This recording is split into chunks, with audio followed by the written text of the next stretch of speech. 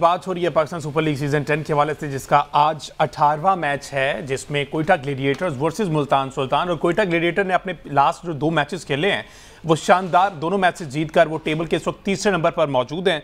और Multan Sultan again table and पर है। सलमान भट्ट साहब हमारे साथ मौजूद हैं। अस्सलाम वालेकुम सलमान भाई, दोबारा से आपको वेलकम कहेंगे। मुझे ये बताइएगा, अभी जो आज मुल्तान और कोयटा का मैच है, आप समझते हैं कि कोयटा ने जो 2 मैचेस पहले जीते हैं उसी विनिंग स्ट्रीक को, उसी कॉम्बिनेशन को आगे वो कंटिन्यू करेंगे और मुल्तान पर प्रेशर बनाए रखेंगे? देखिए, प्रेशर तो ऑलरेडी होगा मुल्तान पर, क्योंकि मुल्तान को समझ नहीं आ रही है कि मैच जीतना कैसे है। और दूसरी तरफ कोयटा को कह लीजिए एक सॉर्ट ऑफ विनिंग फार्मूला मिल गया, क्योंकि उनके पास बॉलिंग पूरी है, वो अच्छी बॉलिंग कर रहे हैं, उनका कप्तान अच्छी कप्तानी कर रहा है, उसकी फील्ड प्लेसिंग अच्छी है, उसकी डिसीजन मेकिंग अच्छी है, उन्होंने फील्डिंग भी अच्छी की है। तो अभी चीजें उनके लिए हो रही हैं। और जब फिन एलन चलता है, वो पावर प्ले अच्छा खेलता है, तो कोयटा को एक स्टार्ट मिल जाता है। और जिसने भी कोयटा को हराना है उसके लिए बड़ा जरूरी है कि वो फिन एलन को जल्दी आउट करे, क्योंकि फिन एलन ने एक मुश्किल विकेट पे उन्हें जो है ना पावर प्ले में 67 रन का स्टार्ट दिया होगा।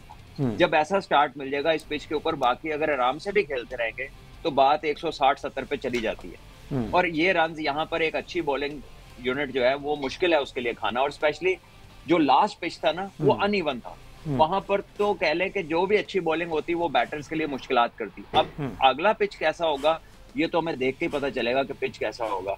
लेकिन जहां तक कॉन्फिडेंस की बात है, जहां तक कह लें कि एक रिदम बनने की बात है, तो वो इस टाइम कोयटा का बेहतर लग रहा है।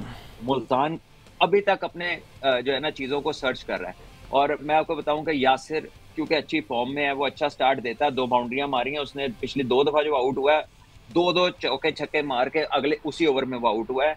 So he has to start thinking like a batsman, he is thinking like a tail ender, या एक स्लॉगर की तरह सोच रहा है कि 2 मारनी अब इसी ओवर में कर लो जो करना है। जबकि डैरिल मिचेल ने जब ये चेस किया है, जो लास्ट मैच था, आप देख लें, वो छक्के के बाद सिंगल लेता था, चौके के बाद वो सिंगल लेता, इसीलिए वो वर्ल्ड क्लास है।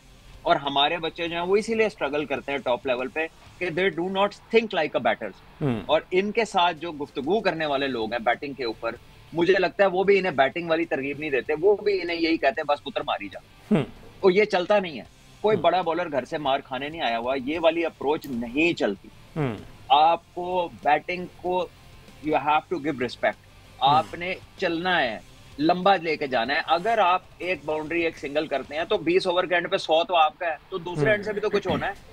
आप कैलकुलेशंस क्यों नहीं देखते कि किस तरह की हैं? हमारे यहाँ ना कैलकुलेशंस नहीं देखते एट टिल द एंड।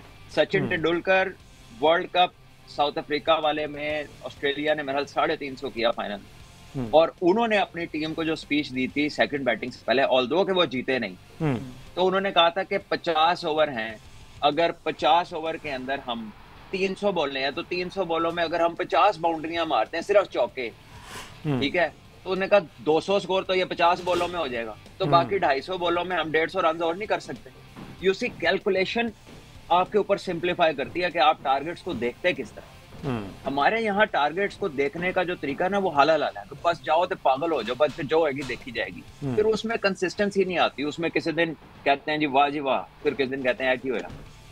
ये ज्यादा फिर यही होता है कि होया, जब सोचे समझे बगैर आप खेलते हैं। अच्छा सलमान भाई, आपने बड़े बॉलर की बात की है, आमिर जो है वो अच्छे बॉल कर रहे हैं। ये एक ब्रेक के बाद जब कोयटा की टीम वापस आई तो उन्होंने अच्छे बॉल किए और वो टॉप ऑर्डर बैटर को तंग कर रहे हैं तमाम टीम्स के, हमने देखा। तो आप समझते हैं एक स्ट्रेटेजी ये भी अपनाई जा सकती है, क्योंकि यासिर की प्लेयर है फॉर मुल्तान और उनके पास हारने का मार्जिन नहीं है, तो ऐसा भी तो हो सकता है कि आमिर के 4 ओवर किसी तरीके से निकाल लें, ठीक है, उनको कोई 4, 5, 6 रन लग भी जाए तो ठीक है, बाकियों पर आप अटैक कर लें।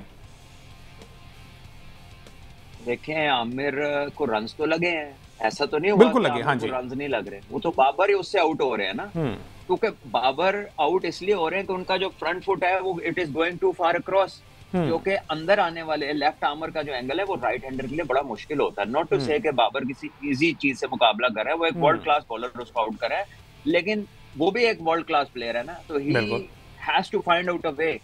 और उसका तरीका है, सारे तो आमिर से आउट नहीं हो रहे ना, यही स्ट्रगल कर रहा है। तो थोड़ा सा अपने फ्रंट फुट को कह लें थोड़ा सा ओपन रखे, उसको अक्रॉस न जाने दे, थोड़ा सा फ्रंट लेग को अपनी फ्री रखे और सामने खेले। वो 2 ओवर ही करने हैं, तीसरा तो उसने करना ही नहीं है, वो तो फिर 2 बाद में करता है। हाँ जी, तो अगर वो स्ट्राइक रोटेट कर लें और अपनी जोन में 2 ओवर देखें, या कह लीजिए कि जब वो स्टार्ट होता है तो वो कोशिश कि दूसरे को खिला दे। मसला ये है कि दूसरे एंड से ना सैम अयूब रन कर रहे हैं, इन्होंने 2 इनिंग अच्छी खेली हैं, ये भी लेफ्ट आर्मर के आगे फंसे हुए हैं, अकेले आमिर के आगे नहीं, मीर हमजा ने भी इनकी टांग पे गेंद मारा था, वो भी ओवरटर्न हुआ था डिसीजन।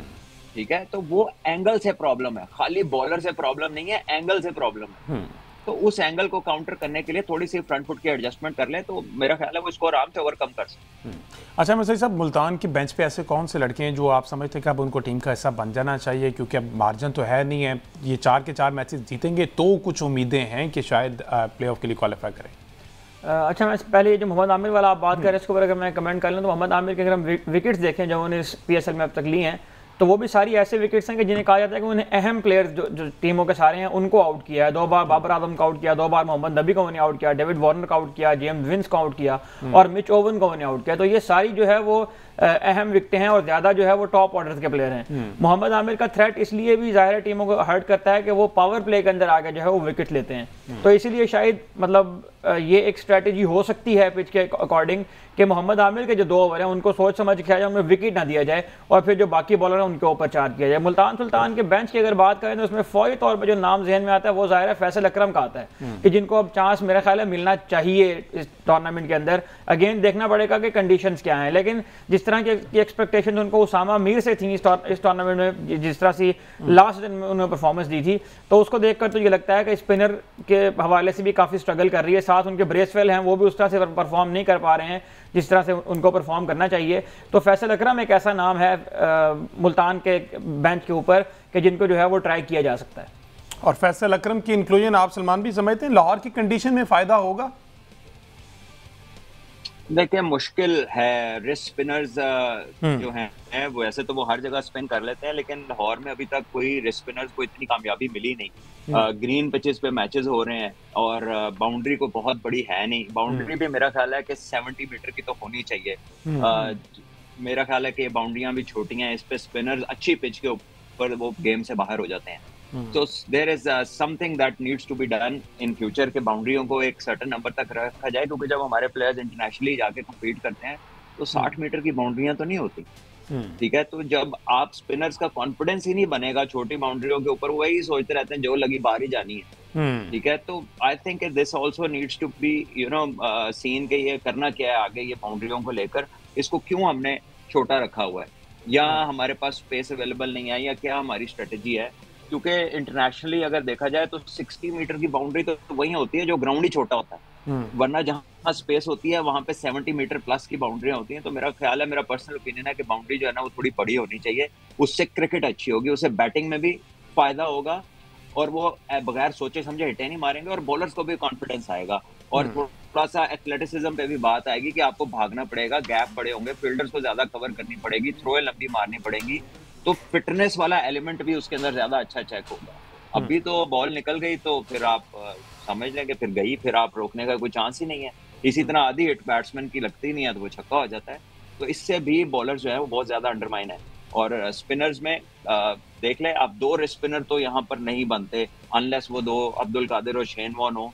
मेरा ख्याल है बड़ा मुश्किल होगा किसी भी नए आने वाले स्पिनर के लिए कि वो एक ग्रीन पिच पे छोटी बाउंड्री के अंदर 2 इकट्ठे आ जाएं। तो मेरा ख्याल है दूसरी टीम तो कहेगी फाड़ लो है ना, वो इनको छोड़ेंगे नहीं। और वो अगर वैसे आउट हो जाएं मारते हुए, जो कि जायज बात है कि इनको अगर मिल जाए तो मारना चाहिए, तो वो क्रिकेट में मुमकिनात में से कुछ भी हो सकता है। लेकिन आइडियल सिचुएशन यही है कि यहाँ पे 4 फास्ट बॉलर्स या 3 फास्ट बॉलर और एक अच्छे फास्ट बॉलिंग ऑलराउंडर के साथ जाया जाए। ठीक है जी। एंड पे सलमान भाई, अगेन लाहौर की कंडीशन में आप समझते हैं कोयटा ने 2 मैचेस जीत लिए हैं, आज भी कोयटा ही आपको तगड़ी नजर आ रही, स्ट्रॉन्ग, या फिर लगता है कि मुल्तान बाउंस बैक करेगा?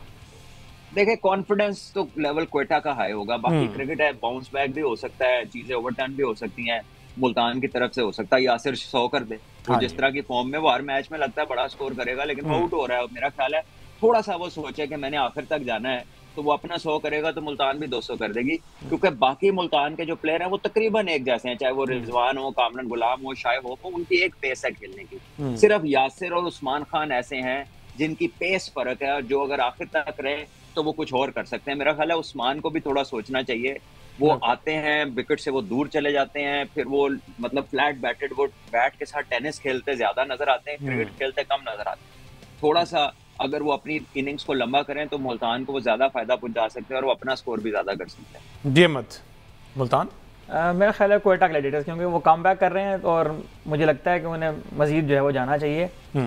मुल्तान सुल्तान के लिए सीज़न थोड़ा मुश्किल दिखाई दे रहा है।